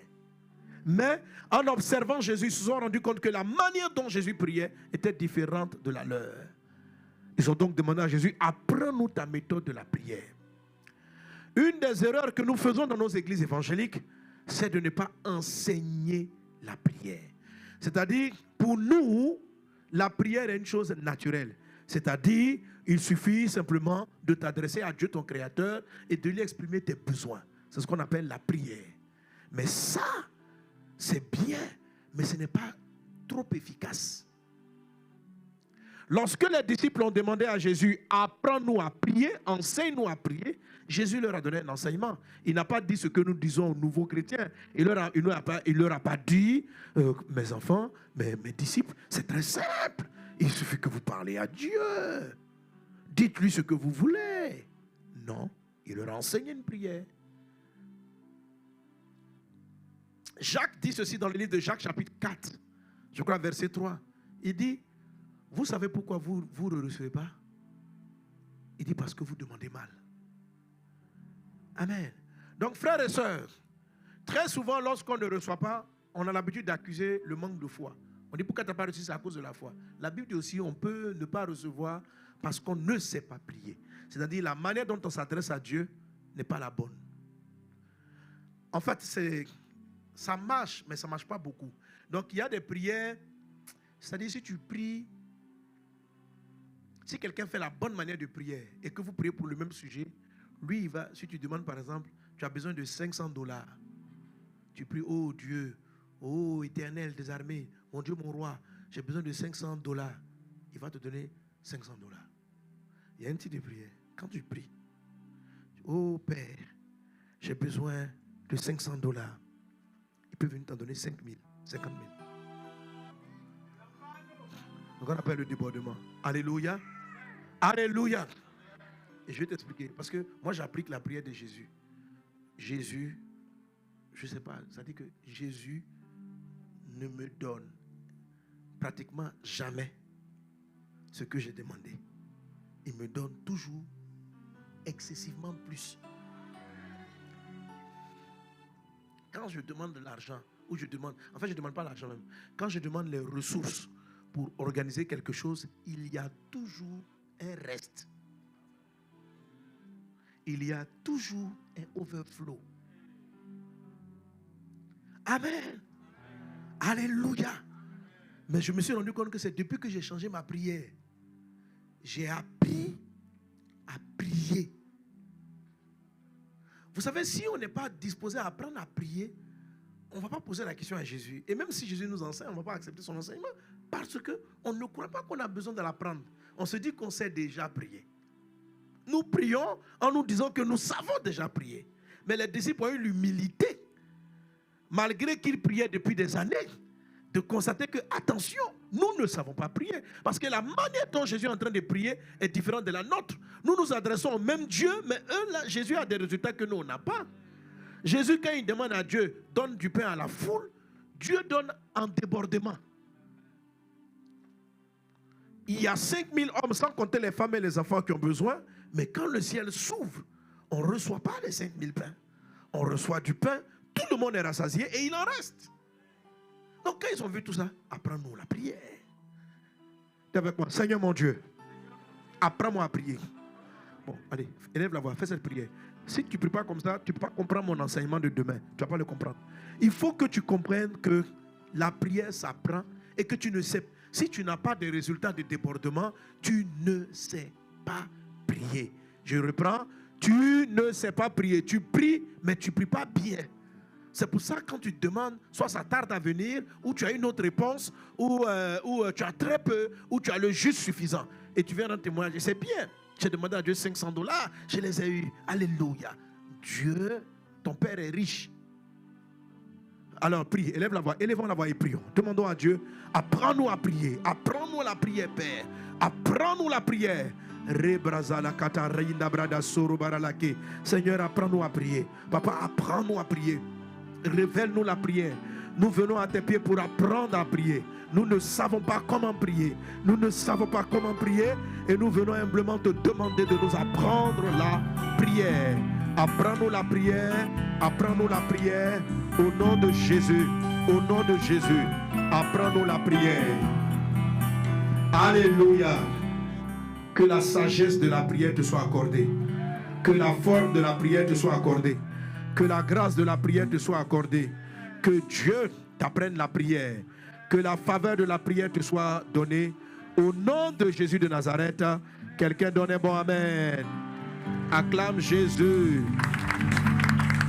Alléluia. Alléluia. Gloire à Dieu. Amen. Amen. Alors, demain, je vais commencer à développer, à traiter comment on prie. Comment on prie, puis ça marche. Alléluia. Non, tu ne sais pas prier. Tu pries, hein, mais tu ne sais pas prier. Vous savez, quand on prie et puis ça ne marche pas, c'est frustrant. C'est frustrant. C'est frustrant. À la fin, on finit par se demander, mais à quoi ça sert de prier si on n'a pas de résultats?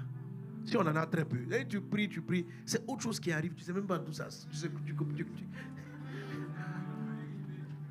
Tu te demandes, il t'arrive autre chose. Et puis on dit, bon, c'était la volonté de Dieu. C'est-à-dire que, non, on se dit, mais à la fin de l'histoire, Dieu fait toujours ce qu'il veut. À quoi ça nous sert de lui demander quelque chose? Donc on n'a pas besoin de lui demander quelque chose, parce que c'est que tu dis, je veux ça, tu reçois. Je veux ceci, tu reçois cela. Non. Seigneur, ouvre-moi la porte pour aller à droite. Il dit, non, c'est notre porte qui s'est ouverte. Donc à la fin, tu en arrives à te demander, mais à quoi ça sert réellement la prière? Au début, on t'a dit, non, c'est une affaire de foi. Bon, tu as développé la foi, tu travailles la foi. Mais le truc, c'est que très souvent, on accuse le manque de foi. Mais il y a aussi la manière dont on s'adresse à Dieu même qui est le problème, qui nous pose un problème. Alléluia. Et si tu suis l'école de Jésus de la prière, Jésus a fait un cours magistral. Il leur a appris à prier. Il leur a appris, il n'a pas dit non, parlez à Dieu comme vous voulez. Il leur a fait un cours sur la prière qui est décrit dans le livre de Matthieu chapitre 6. Il n'est pas simplement en train de réciter, ce n'est pas la récitation du Notre Père. Il faut comprendre tout ce qu'il dit. Parce que c'est là qu'il a expliqué la prière du Notre Père. Mais la prière du Notre Père intervient à partir du verset 9. Mais quand vous regardez le chapitre, il commence depuis le verset 5. Il commence à expliquer comment on prie. Il explique, il arrive au verset 9 et il récite la prière dite du Notre Père qui est aux cieux. Après cela, il touche encore d'autres points qui concernent la prière. Donc c'est tout un enseignement qu'il leur a fait sur la prière. Comment est-ce qu'on prie? Et il faut savoir, ça va changer ta vie. Ça va changer ta vie. Ça va changer ton relationnel avec Dieu. Ça va changer ta communion avec le Seigneur. De sentir que c'est valable de se mettre à genoux. C'est-à-dire que quand tu te mets à genoux et que tu pries, tu as quelque chose, quoi. C'est-à-dire que voilà. Même si même Dieu n'a pas te donné ce que tu as demandé, au moins il t'a expliqué. Mais tu sais, tu ne comprends rien. Tu demandes. Toi-même, tu penses qu'il est d'accord. Et puis, c'est autre chose qui arrive. Tu veux pleurer, on te dit non, ça n'a jamais été son plan. Tu dis, mais quand je l'ai prié, il fallait qu'il m'explique que. Voilà. Si tu viens demander quelque chose à quelqu'un, au moins qu'il te dise non, je ne peux pas le faire. Là, tu sais de quoi il s'agit. Mais tu ne sais pas ce que Dieu veut. Tu pries, oh Dieu, le frère là me plaît. C'est lui que je veux en mariage. Dieu ne te dit pas non. Il ne te dit pas oui. Et puis, un coup, le frère se marie. Et ce n'est pas toi. Oh, dans la prière, tu avais vraiment l'impression que Dieu t'avait dit que c'était lui. Donc tu te rends compte qu'en fait, Dieu ne t'a jamais dit que c'était lui. Mais qu'est-ce qui s'est passé dans ta prière alors? Où est-ce que tu étais? Pourquoi ça n'a pas marché? C'est parce que tu ne sais pas prier. Tu ne sais pas prier. Tu ne sais pas prier. Quand Jésus a demandé, Jésus leur a appris. Il leur a appris, dit quand vous priez, voilà ce qu'il faut faire. Quand vous priez, voilà comment il faut le faire. Quand vous priez, il faut faire cela. Nous devons obéir à ce que Jésus a fait. Faites-le, puis vous allez voir si ça ne marche pas. Ça fonctionne. Ça fonctionne, ça marche. Moi, je vis avec ça depuis des années, ça marche. Ça m'a donné mon mariage, ça m'a donné mes enfants, mes vieux enfants. Ça fait beaucoup de choses, ça marche. Prie bien. Demain, je vais t'expliquer comment on prie. Que Dieu vous bénisse. Que la grâce et la paix du Seigneur soient avec toi. Alléluia. Montre-moi la voie. Montre-moi la voie. Révèle-toi à moi. Montre-moi la voie. Afin que je te connaisse. Montre-moi la voie. Montre-moi la voie. Révèle-toi à moi. Révèle-toi à moi. Montre-moi la voie. Montre-moi la voie. Oh. Afin que je te Montre-moi la voie. Montre-moi la voie. Révèle-toi à moi. Révèle-toi à moi. Oh. Montre-moi la voie. Afin que je montre-moi la voie. Montre-moi la voie. Révèle-toi à moi. Révèle-toi à moi. Montre-moi la voie. Montre-moi la voie. Afin que je te montre-moi la voie. Montre-moi la voie. Révèle-toi à moi. Révèle-toi à moi. Mon Dieu, mon roi. Montre-moi la voie. Seigneur Jésus. Afin que je te connaisse. Afin que je te connaisse.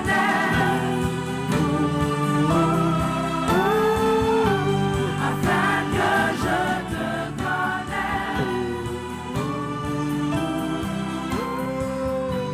Afin que je te connaisse. Afin que Je te connais. Alléluia. Merci Seigneur Dieu. Montre-nous la voie, apprends-nous la prière au nom de Jésus. Amen. Gloire à Dieu. Alors, pour savoir les messages que je vais traiter, d'abord, apprends-moi à prier. Est-ce que vous l'avez ici? Voilà, ok. Gloire à Dieu. Voilà. Le message est dans ce livre. Amen. C'est un des premiers livres que j'ai écrit. Apprends-moi à prier. Amen. Donc tu peux la voir. Demain, je vais toucher. Je vais parler de la prière. Je ne sais pas si je pourrai toucher la foi, mais sinon, ce sera dimanche. Amen. Et tu as la collection des ouvrages de l'année.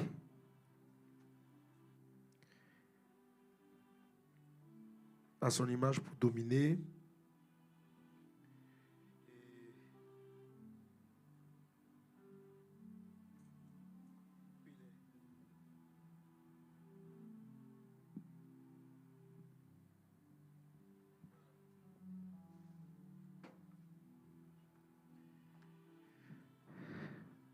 Donne-moi les deux. Alors voilà. Et je toucherai ce point-là aussi. Mais tu peux avoir toute la collection. Hein, il y a toute la collection des thèmes qu'on a traités l'année dernière. Donc je vais toucher des éléments sur la fidélité. Amen. La fidélité, c'est le type de foi qu'on fait pour recevoir l'abondance. Le type de foi. La fidélité, c'est une qualité de foi. Amen. La fidélité, c'est de la foi. L'anglais dit faithfulness. La fidélité, c'est de la foi. Amen. Donc, tu peux les prendre en individuel pour poursuivre mon message. Donc, voici les 3 ouvrages que je te présente. Et bien sûr, celui-là, qui est notre thème, béni pour bénir. Donc, ici, qui est en train de travailler donc, la mentalité de la conquête. Alléluia. Donc, un peu le message que j'ai enseigné aujourd'hui. Donc, redisposer ton mental, ta façon d'aborder les choses. Les choses, hein, c'est la mentalité de conquête. Conquérir des vies, gagner des âmes pour Jésus. Amen. Mais avant que nous le laissions, nous allons faire une offrande. Alors, une des choses que vous devez comprendre dans l'abondance, dans la grâce, c'est la connexion avec les grâces. Il y a le type d'offrande que le Seigneur appelle action de grâce. En fait, le débordement, c'est le débordement de grâce. La grâce déborde. La grâce déborde. Et on va semer dans la grâce. Je vais faire... Donne-moi des enveloppes. Donne-moi des enveloppes. Alors, quelle grâce? Il faut apprendre à sentir là où la grâce travaille. Il faut apprendre à sentir là où la grâce travaille. Et le bâtiment dans lequel nous sommes est un témoignage que la grâce est en train d'opérer à vase d'honneur ici au centre, et c'est de la grâce en train d'opérer. Donc on va semer dans le centre et c'est dans le bâtiment. On va faire une semence. Tu peux apporter ton offrande tout de suite, tu peux l'apporter demain, et je vais prier régulièrement, déclarer des paroles que ces domaines-là te soient donnés. Alléluia. Amen. C'est important. Tout ce qui est construction d'église, Jésus s'implique personnellement.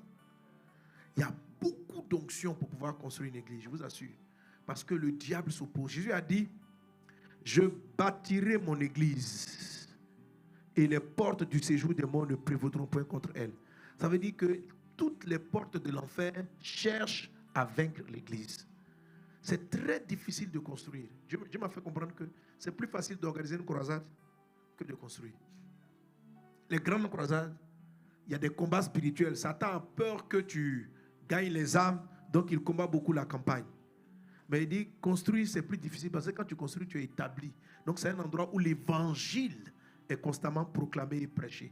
Donc arriver à construire, aménager, avoir un site, c'est une grâce.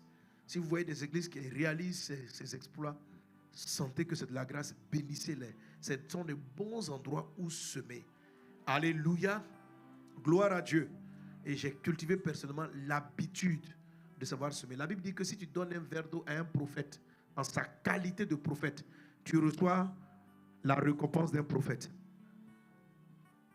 Un homme de Dieu avait reçu une grâce particulière, un homme de Dieu qu'on appelle le prophète Élisée. Et Élisée avait reçu une grâce particulière. L'onction était sur sa vie. Lorsqu'il est mort, ses ossements ont ressuscité un mort. Ça veut dire que malgré qu'il soit mort, l'onction et la grâce étaient restées sur le corps. Donc, quand la puissance de Dieu vient pour réaliser des exploits, elle est dans l'air, elle est là, elle est dans cette salle. Donc, semer en disant, Seigneur, bâtis ma vie en abondance. Parce que c'est vraiment la rapidité avec laquelle acquisition, construction, tout ça, ça relève du surnaturel de Dieu. Amen. Donc, je vais donner à nous tous l'opportunité de semer. Alléluia. Avec toutes sortes de montants. Amen.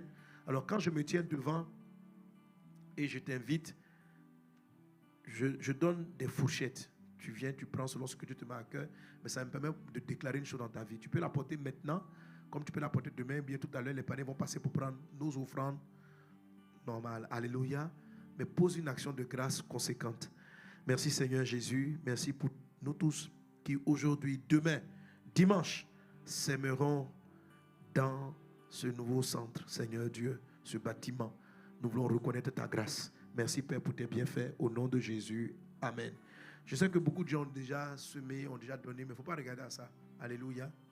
Voilà. Amen. Tu as semé hier, aujourd'hui. La Bible dit, la foi vient de ce qu'on entend. La foi vient pas de ce qu'on a entendu. Ce que tu as fait hier, c'est le passé. La foi vient de ce qu'on entend dans le présent. Donc, je suis en train de te déclarer une foi pour maintenant, tout de suite là. Alléluia. Amen. Alors, je vais inviter, amen, ceux qui viennent prendre dans ma main une enveloppe pour semer, pour les travaux, pour l'acquisition, pour en fait, voilà, tout ce qui reste à faire. Amen. On doit payer, on doit continuer l'acquisition. Il y a beaucoup de choses à faire. Amen. Et Dieu est déjà là. Dieu nous a fait beaucoup de grâce déjà. Alors, s'il y a des volontaires, des personnes touchées par l'esprit, tu sens dans ton cœur que Dieu te dit de venir faire une semence, de venir prendre une enveloppe entre au moins $1000. Au moins $1000. Viens prendre l'enveloppe de ma main. Je vais déclarer une parole sur ta vie. Au moins $1000. Voilà. Moi-même, je prends en premier. Amen. Voilà. Mais je vois mes enfants pasteurs, ils veulent venir me dépasser. Quand je lance un appel comme ça, là, je suis le premier. Et puis, je dois faire plus que tout le monde. Amen. Tu es béni au nom de Jésus. Tu es béni, fils, au nom de Jésus. La faveur de Dieu est sur toi au nom de Jésus. Voilà, là, vous réagissez bien. Oui, ça sont mes fils. Les pasteurs sont les premiers à s'être levés. Parce que le pasteur est le premier qui donne. Amen. Tu es béni au nom de Jésus. Le pasteur doit donner plus que tout le monde. Tu es béni au nom de Jésus. Non, non, non. Maintenant, mais tu es bien. Je suis contente que tu sois. Je suis content que tu sois là. La faveur de Dieu est sur toi. Tu as dit, ne pas passer. Peut-être que tu vas devenir, non? C'est ça. Tu as vu dans le rêve que tu devais passer. Il fallait que tu donnes quelque chose. Donc, quand tu vas toucher ma main, il y a une onction ministérielle, pastorale qui vient sur toi, ma fille. Tu es béni au nom de Jésus. La faveur de Dieu est sur toi. La grâce divine est sur toi. La main du Seigneur est sur toi, fille. Yaya, tu es béni au nom de Jésus. La grâce de Dieu est sur toi, ma fille. Donc c'est $1000 et plus. Comment? Toi, tu vas à la fin du mois. D'accord. Tu n'es pas ici. Ok, pas de problème. Amen. Voilà, la plupart, si vous pouvez faire l'effort avant la fin du séminaire, c'est l'idéal. Mais si vous ne pouvez pas et que pour une raison ou pour une autre, vous savez que vous allez faire d'ici la fin du mois, faites-le, que la faveur soit avec toi, ma fille. Nado, tu es béni, ma fille, au nom de Jésus. La grâce, tu es béni au nom de Jésus. Béni au nom de Jésus. Favorisé au nom de Jésus. Débordement de grâce au nom de Jésus. Débordement. Tu vas sur toi, d'accord. Donc tu mets dans l'enveloppe. Je vous donne les enveloppes. Vous pouvez les mettre dans le panier ou après, si vous voulez faire par Interact, vous prenez l'enveloppe. Même si tu vas le faire par Interact, tu prends l'enveloppe physiquement. Et puis après, on va t'indiquer comment tu vas faire ton Interact. Amen. La faveur du Seigneur sur toi. Voici, tu es béni au nom de Jésus. Venez. Brenda soro bara la gloria anda baba shende. La main du Seigneur est sur toi. Sois béni. La grâce de Dieu est sur toi. La main du Seigneur.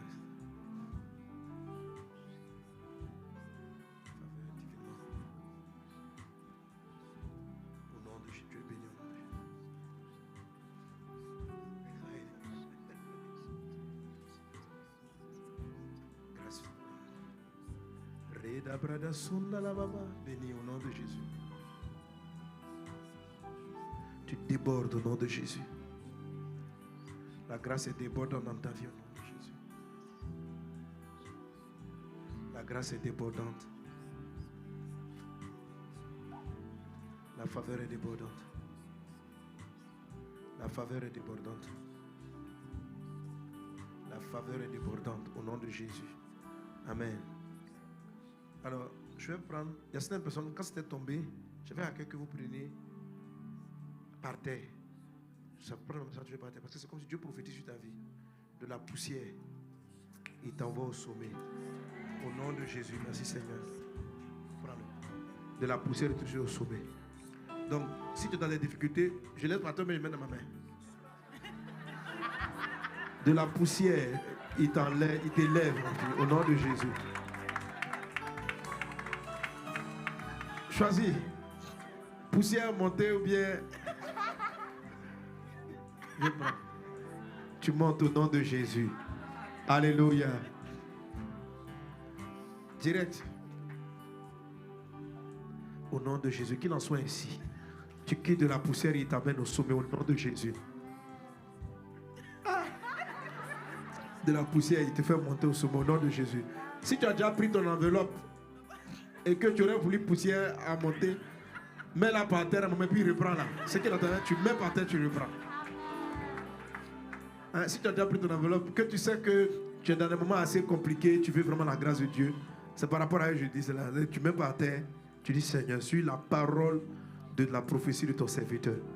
Tu me fais monter de l'abaissement à l'élévation au nom de Jésus.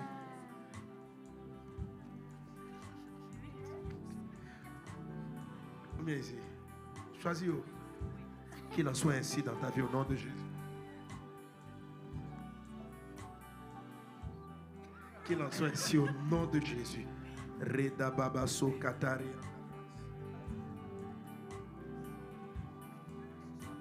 Sous-sol. Au nom de Jésus. Du sous-sol, il t'envoie au sommet, ma fille. Du puits, Il t'envoie au sommet au nom de Jésus. Sous-sol aussi. Et que la grâce soit avec toi. Que là où Dieu vient te toucher, qu'il te prenne dans ce fossé dans lequel tu es. Qu'il t'élève au nom de Jésus. Il sait le sacrifice que tu fais en faisant cette offrande. Merci Seigneur mon Dieu. Partez. Ma fille, ton Dieu t'élève. Il te fait monter. Prends. Au nom de Jésus. Sous-sol. Au nom de Jésus. De là où tu es, le bras de Dieu vient te trouver et te fait sortir et te met au sommet au nom de Jésus. Je suis toujours dans les $1000. Profondeur. Oh Dieu des cieux, souviens-toi de ta fille, souviens-toi de ta servante. De là où elle est tombée, de là où elle est, la main de Dieu te prend. Reda bradaso katarianta bradaso robaralaka. Main à main. Sous-sol aussi. Oh Jésus, ta grâce avec ton fils. Il t'élève, il te fait monter au nom de Jésus.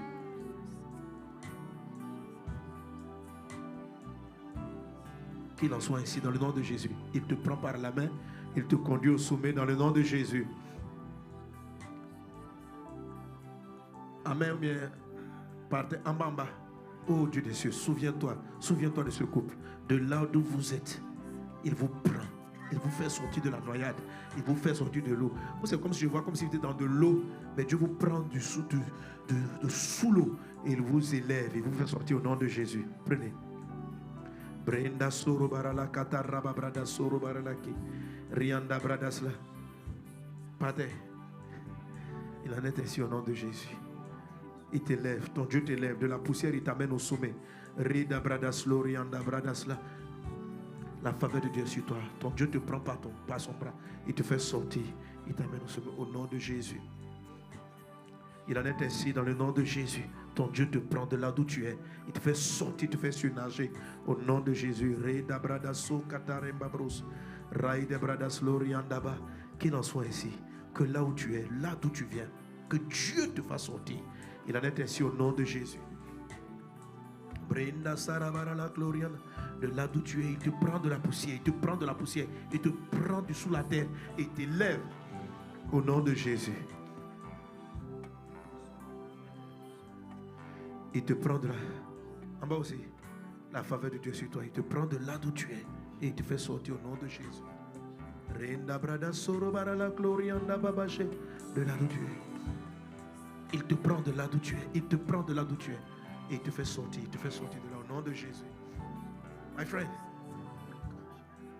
De là d'où tu es, il te prend. Au nom de Jésus.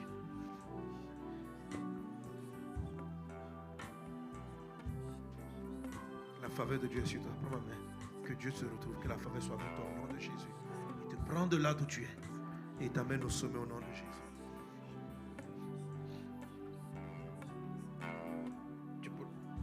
Tu pourras t'abaisser. Bon, on va l'aider. Viens l'aider. Au nom de Jésus. Merci Seigneur. Il t'élève, il te restaure, il te guérit, il te transforme, il t'éloigne, il te lave, il te rend toute blanche, il te rend toute propre. Il enlève la honte, il enlève l'opprobre, il enlève l'humiliation que tu as connue. Il te lave, il ne te fait pas sortir de la poussière. Il te rend propre. Il te couronne de grâce. Il sèche tes larmes. Il te console. Et il te remplit de joie et de célébration. Et tu pourras dire, mon Dieu est vivant. Mon Dieu est réel. Il s'est souvenu de sa fille. Dans sa grâce, tu es béni. Au nom de Jésus.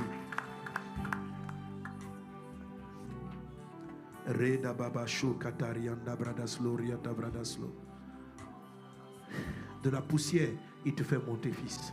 Au nom de Jésus. De l'abaissement, il t'élève et te fait monter. De l'abaissement, il te prend et te fait monter au nom de Jésus. Comment tu vas? De l'abaissement, il te prend et il t'élève. La faveur de Dieu est sur toi. Au nom de Jésus. C'est pour qui? C'est pour toi? Par terre aussi. Ah. Au nom de Jésus. La faveur est sur toi. Amen. La main du Seigneur est sur toi. De la poussière, il te prend, il t'élève, il te couronne de grâce. Au nom de Jésus. Amen. De la faveur avec toi. Amen. Soyez bénis. Que Dieu vous bénisse abondamment. Alléluia. Bon, le temps est en train de partir. Je vais inviter. Bon, là, je n'ai pas mis le parterre. Hein. Là, tu prends plutôt même tu mets parterre si tu veux. Voilà. Voilà, tous ceux qui veulent faire leur offrande entre 500 et 1000. Entre 500 et 1000, venez rapidement. Venez rapidement. Entre 500 et 1000, tu veux une enveloppe entre 500 et 1000. Viens vite, viens vite. Merci Seigneur Jésus. Que ça va. Tu es par terre aussi. Bon, moi je mets par terre. 500 et 1000. 500 et 1000. 500 et 1000.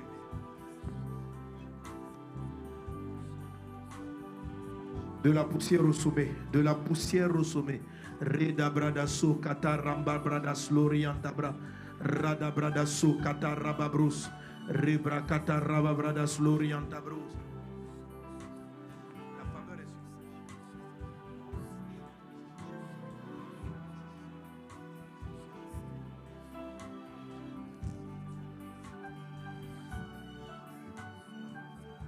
Je déclare sur ta vie, toi qui viens, pendant que tu prends l'enveloppe, que Dieu se souvienne de toi, que sa main puissante soit sur toi.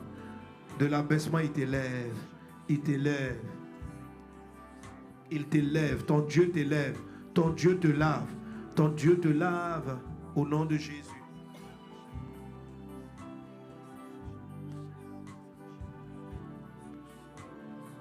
Au nom de Jésus, au nom de Jésus, au nom de Jésus. Au nom de Jésus. Renda baba shoro barala sokataria nabra. Reda brada soro barala glorianda baba shende. Shoro brakatara babrada slorianda baba sota la babro. Reda brada soro barala glorianda brada sere baralaka. Raide shere barala soro barala glorianda bo.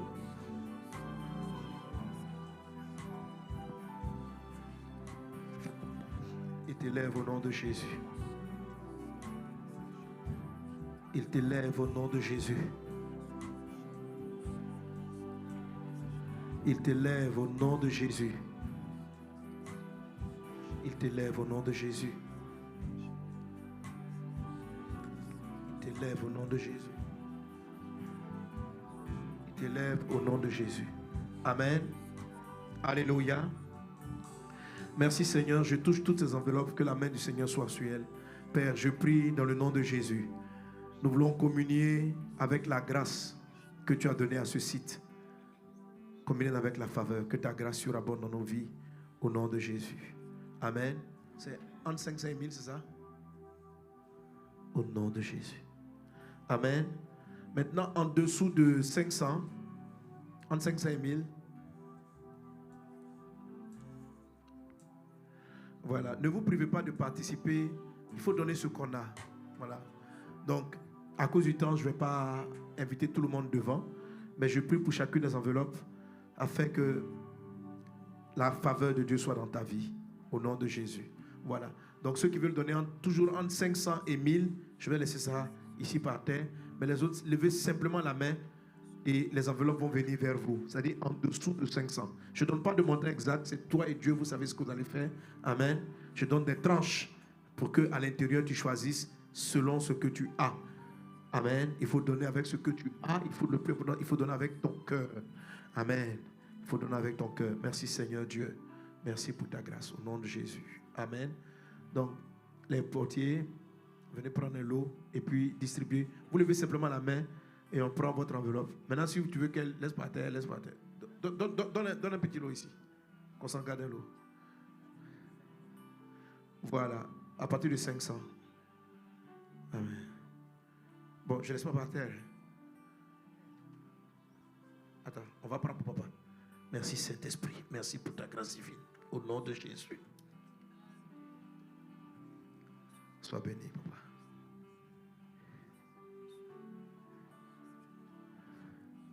Toujours entre 500 et 1000. Au nom de Jésus. Reda bradaso katarianda bradaso baralaka. S'il y a des personnes encore pour 5-5 000, vous pouvez venir devant. Mariam, ça va? Reinda Bragasla, tu es béni, ma fille, au nom de Jésus. Voilà, les autres, levez la main en dessous de 500. Ça peut être 10 $, 20 $. Tant que c'est en dessous de 500, tu lèves la main pour que l'enveloppe arrive vers toi. Pour que l'enveloppe vienne à toi. Que Dieu bénisse ton offrande. Alors nous allons maintenant apporter nos offrandes au Seigneur. Donc, si tu n'es pas prêt pour le montant que tu as mis dans l'enveloppe, n'oublie pas de le marquer sur l'enveloppe, que c'est l'offrande spéciale que j'ai lancée pour le bâtiment. Amen. Du centre ESSED. Alléluia. Voilà. Amen. Mais je dis, tu peux donner ce soir, tu peux donner demain, tu peux donner dimanche. Mais il faut le préciser sur l'enveloppe. Voilà. Parce qu'on ne sait pas comment l'Esprit va nous conduire demain, s'il y aura d'autres formes d'appel ou pas. Donc il faut le marquer. Et si tu peux le donner maintenant, tu le donnes maintenant. Sinon, les paniers vont passer. On pourra venir donner pour nos offrandes habituelles. Que Dieu te bénisse abondamment. Que la grâce soit avec toi. Amen. Alléluia. C'était la première soirée spéciale. On est parti un peu tard. Mais c'est un séminaire très, très, très spécial. Quand on arrive dans un temps spécial, attends-toi. Aie soif de Dieu. Aie soif de Dieu. Tu ne resteras pas la même personne au sortir de ce programme. Ta vie va passer à un autre niveau. Il va y avoir énormément de guérison, de restauration, de visitation. Cet endroit est plein de grâce et de bénédiction. Des serviteurs de Dieu impressionnants. Il y aura une très forte... Le dimanche, je sens une très grande onction qui sera présente dans cette salle. Vous allez avoir un revêtement spécial. Donc, ne manque aucun jour de ce séminaire. Sois concentré, sois connecté. Et quelque chose d'extraordinaire se passera dans ta vie. Vous êtes bénis.